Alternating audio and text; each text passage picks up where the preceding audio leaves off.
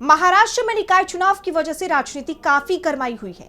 महायुति गठबंधन में तनाव देखा जा रहा है। शिंदे लगातार बीजेपी से नाराज दिखाई दे रहे हैं। इन चुनाव में कई जगहों पर बीजेपी और शिंदे गुट की शिवसेना आमने सामने दिखाई दिए। इतना ही नहीं, बात झड़प तक पहुंच गई। शिंदे गुट और बीजेपी के कार्यकर्ता आपस में भिड़ गए। इस जंग को शांत करवाने के लिए उप मुख्यमंत्री अजित पवार को मैदान में कूदना पड़ा। उन्होंने दोनों ही गुटों को गठबंधन धर्म की याद दिलाई। तो क्या कुछ कहा अजित पवार ने, जानेंगे इस रिपोर्ट में। महाराष्ट्र की महायुति सरकार में चल रही तनातनी की खबरें थमने का नाम ही नहीं ले रही। शिंदे और बीजेपी में जारी तकरार बढ़ती ही जा रही है। इस बीच डिप्टी सीएम अजित पवार ने शिंदे और बीजेपी को गठबंधन धर्म को निभाने की नसीहत दी है। उन्होंने एक्स पर पोस्ट किया कि महाराष्ट्र के कुछ हिस्सों में हिंसा की घटनाओं की खबरें आई हैं। इस संबंध में मैं साफ तौर से कहना चाहता हूँ कि हमारे लोकतंत्र में हिंसा का कोई स्थान नहीं है।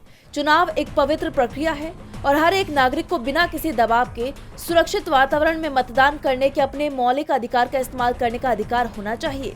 अजित पवार ने आगे कहा कि जनता को ये तय करने दें कि उन्हें अपना बहुमूल्य वोट किसे देना है, किसे चुनना है।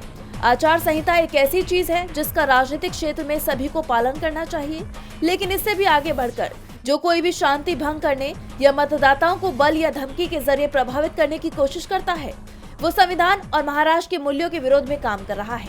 ऐसा व्यवहार किसी भी परिस्थिति में बर्दाश्त नहीं किया जाएगा।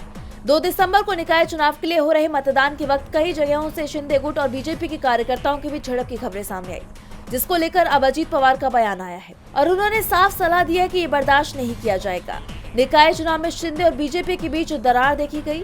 बीते कुछ दिनों में कई शिवसेना नेताओं ने बीजेपी का कमल थाम लिया, जिससे एकनाथ शिंदे काफी नाराज हो गए, जिससे दोनों दलों के बीच तनाव बढ़ गया और अब ये तनाव ज्यादा ही बढ़ता जा रहा है।